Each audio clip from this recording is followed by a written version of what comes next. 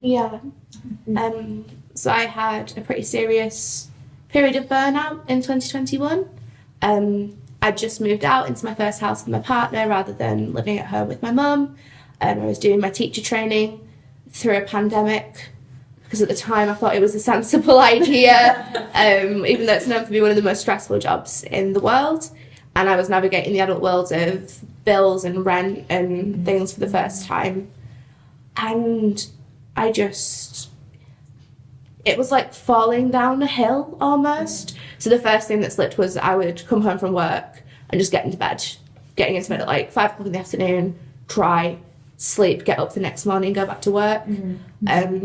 I stopped being able to wear most of my clothes because I was so on edge all the time from sensory input. Anything with seams had to go. Anything with zips had to go. So I ended up with maybe 3 outfits I was circulating. And then they stopped being clean because I couldn't stay on top of the chores at home. I got really behind with my lesson planning. And I actually progressed to the point that I ended up in hospital because stress has a massive physical effect on the body and my gut shut down. So I was just vomiting blood. And looking back now with a lot more self-compassion to myself, I wouldn't have let it get that far. But burnout wasn't really a thing that people openly talked about. Like, I'd heard the term, but I'd never met another autistic person who was sharing those experiences. So I just thought I was failing at being a grown-up. I thought childhood and life on easy mode and I couldn't hack it as an actual functional adult. So I was mortified, I was embarrassed, and I didn't want to tell anybody until I couldn't hide it anymore because I threw up blood all over my husband. But yeah, I think being aware of what can cause burnout would have been very helpful to me because it could have stopped it ever getting to that point, because you don't realise it's happening until it's too late. I think what causes burnout? What triggered that huge episode, do you think, for you personally? I really think I put too much on my plate. I was trying to act neurotypical and take on this job with a lot of stress whilst having a really busy social life. I wasn't getting enough sleep, which I know I need. And teaching as a career, there's not really any support available. Like, I was in loud classrooms all day with kids in my personal space, shouting, swearing, being aggressive.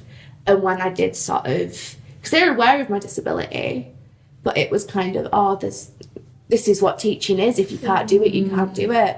So I just put my head down and ignored all the warning signs and carried on. So I think being in that high sensory environment, plus a job that bled into my home life, so I lost all of that self-care time for me, that's what caused that one. But I know it can have a lot of different causes.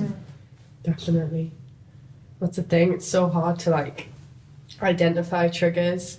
I think sensory triggers are definitely a main one, but then it's weird because you can go through ebb and flows of being okay, and then it'll just hit you go out the door and be like, okay, I've forgotten my headphones, I've forgotten to wear nice clothes that are sensory friendly, and then you'll go home and then that'll be burnout. That's it for the day. So I guess what are your triggers? Gonna say it depends on the day, and that really varies. So good example is this week.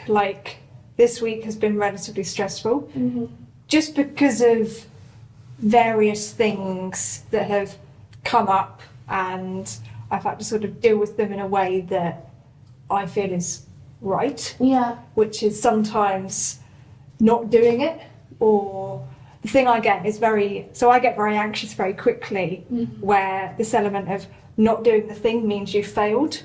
And so as a way of that will then completely invade my mind, and I'll just be constantly thinking about it, and it will disrupt other ways of how I live, for example. And the irony is it's not a big thing. This is just a project that I've worked on for about a year, but this project has just taken up so much of my time and energy that I'm now at the point where I just think, just stop, because it's caused so much stress that actually at the end of the day it doesn't need to be that much. So you ask about triggers, sometimes it's work, which can have contributing factors to, depending upon what the work is. how long the work takes, etc.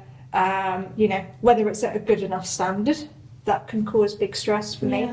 It's also sleep is a big factor, because a good example, this week I've woken up about 5 or 6 times just every single night, and it's like, no, this doesn't need to happen.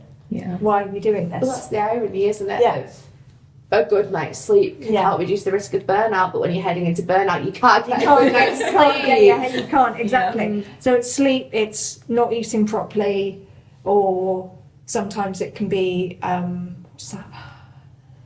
Comfort eating. Food.